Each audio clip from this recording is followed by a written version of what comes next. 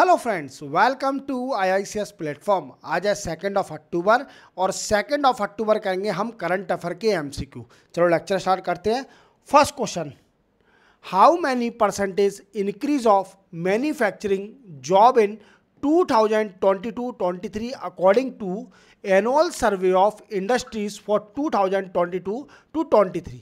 अब ये क्वेश्चन पूछ रहा है कि अभी एक एनुअल सर्वे आया ऑफ इंडस्ट्री जो कि 2022 और 23 का डेटा बताया जिसके अंदर, और ये बताया है कि 12 साल में पहली बार 12 साल के बाद कि मैन्युफैक्चरिंग सेक्टर में जॉब की ग्रोथ हुई है। क्या हुआ है? जॉब की ग्रोथ हुई है। और ये पूछ रहा है कि कितना परसेंटेज ग्रोथ हुई है अगर कंपेयर किया जाए 2021 और 22 से। तो ये सबसे पहले अपन जान लेते हैं ये एनुअल सर्वे पब्लिक किसने किया है, किस मिनिस्ट्री ने इसको पब्लिक किया है। तो वो पब्लिक किया है ministry of statistical and programme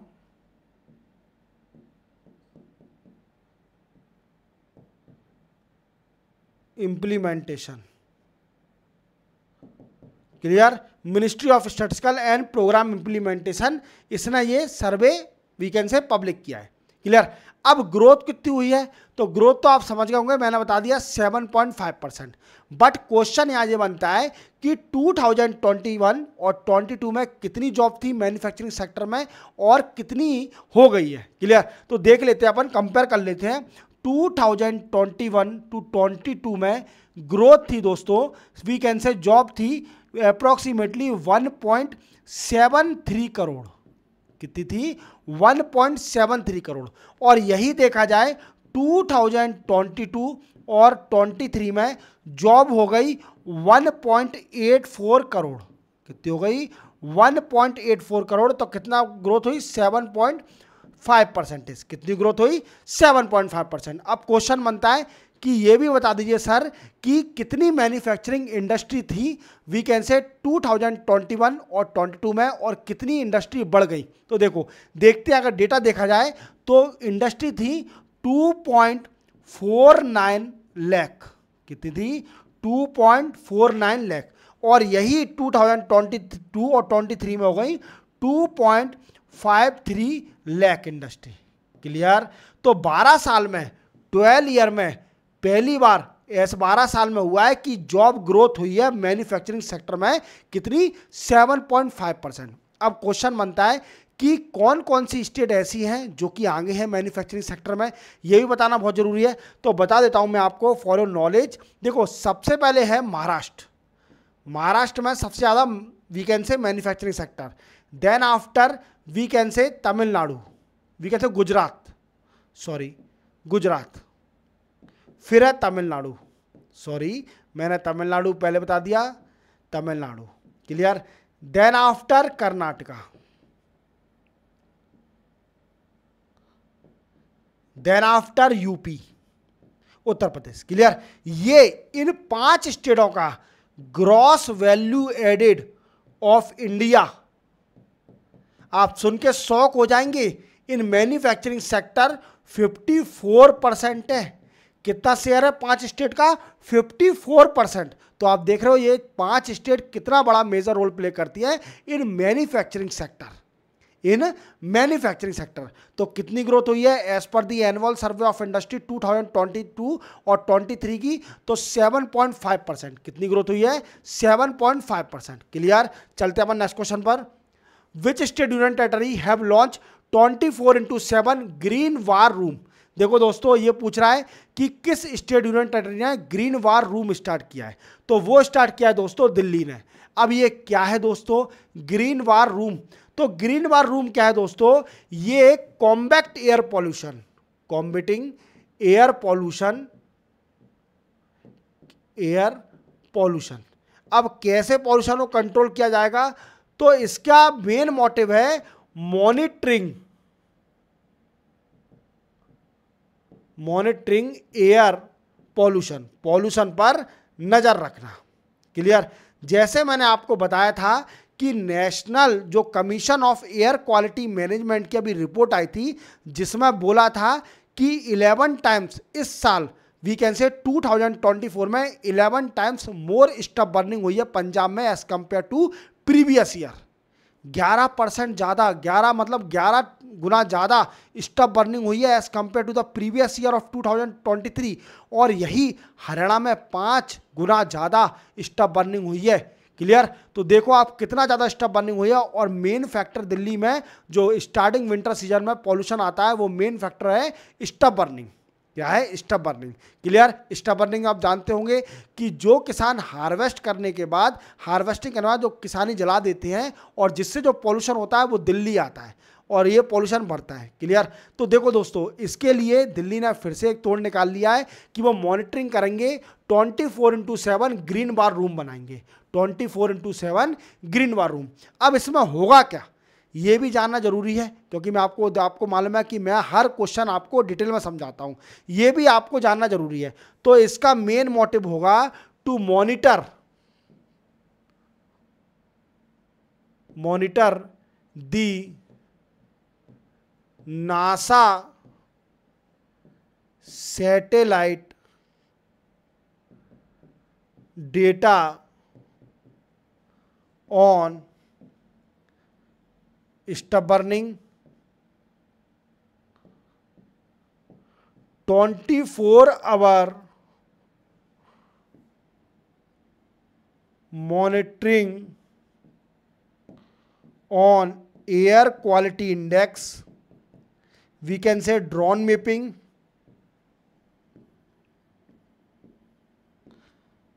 तो आप पूरी तरह समझ गए होंगे कि इसके क्या क्या वर्क दिए हैं। ये जो रूम बनने वाला है ग्रीन वार रूम, इसमें क्या क्या होगा, और ये दिल्ली ने बनाया है। क्लियर? तो इसमें 24/7 मॉनिटरिंग होगी on the air quality of Delhi. Clear? चलते अपन नेक्स्ट क्वेश्चन पर। नेक्स्ट है विच मिनिस्ट्री हैज लॉन्च जल ही अमृत। देखो दोस्तों, ministry of housing and urban affair ने अभी एक प्रोग्राम स्टार्ट किया है जिसको बोलते हैं जल ही अमृत। क्या स्टार्ट किया है? जल ही अमृत।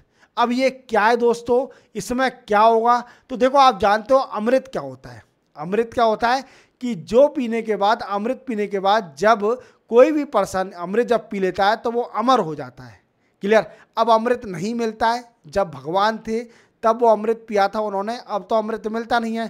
तो अभी राइट नाउ अमृत एक जल है, जल ही अमृत है, ये बात ध्यान रखना, क्योंकि जल हमारी बॉडी के लिए इतना इंपॉर्टेंट है कि जल होगा तो हमारी बॉडी सेफ रहेगी, नहीं होगा तो डेथ हो जाएगी। क्लियर? तो जल हमारे लिए बड़ा ही इंपॉर्टेंट है, तो यही हमारा अमृत है। जितनी लाइफ बची है उसके लिए जल बहुत जरूरी है। क्लियर? अब क्या है दोस्तों कि जो जल ही अमृत ministry of housing and urban affair ने स्टार्ट किया है, बट इसका मेन एम क्या है? तो इसका एम है to provide incentive to state union territories, state और यूनियन टेरिटरी को इंसेंटिव देना to set up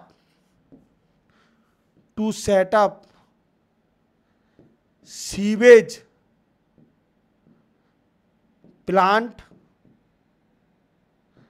and improve water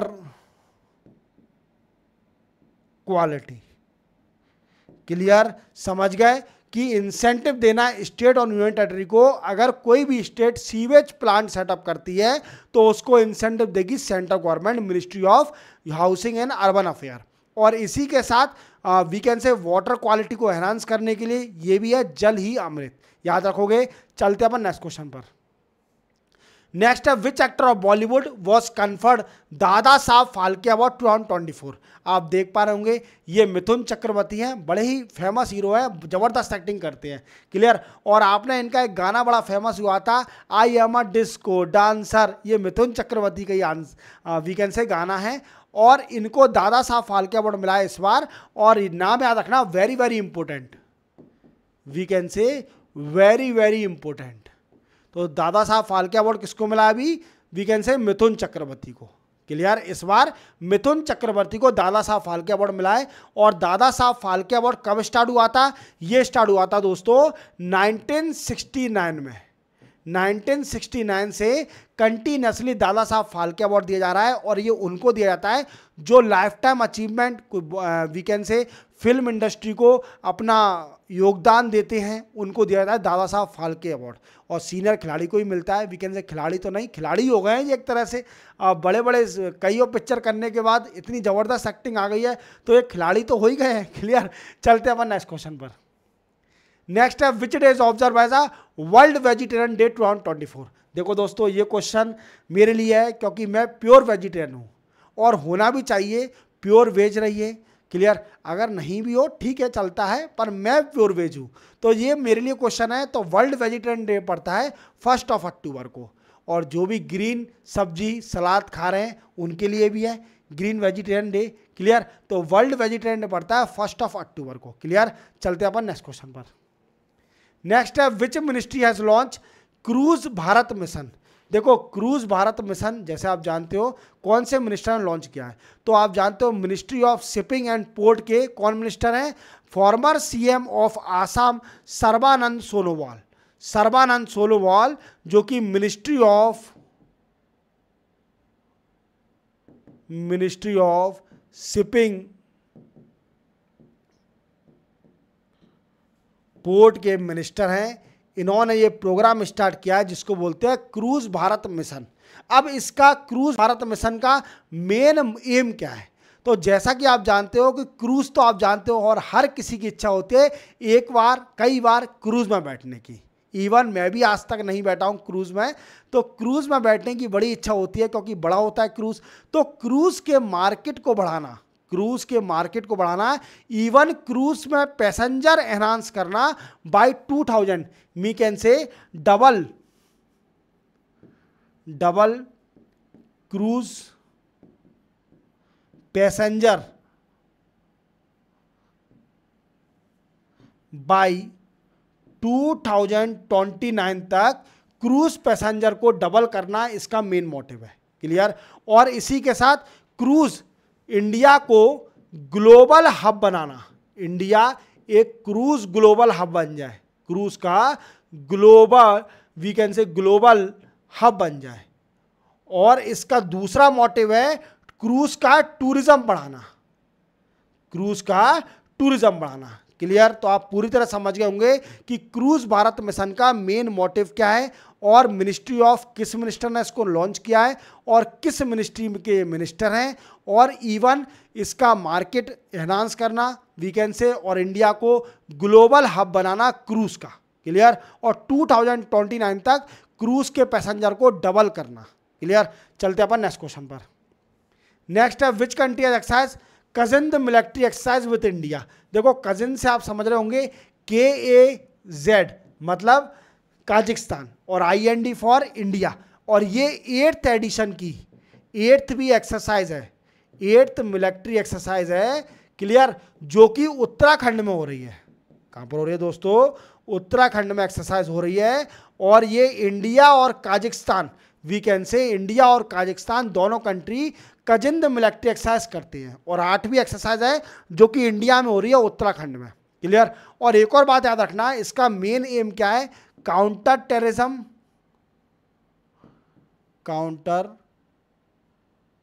terrorism, और दूसरा है मिलिट्री कैपेबिलिटी को एनहांस करना। क्या करना? मिलिट्री कैपेबिलिटी को एनहांस करना फॉर बोथ कंट्री। क्लियर, चलते अपन नेक्स्ट क्वेश्चन पर। नेक्स्ट है which African country face outbreak of Marburg virus. कौन सी कंट्री मार्बर्ग वायरस को फेस कर रही है? अब ये क्या है मार्बर्ग वायरस? तो जैसे आप जानते हो ये है कम्युनिकेबल डिसीज। क्या है? कम्युनिकेबल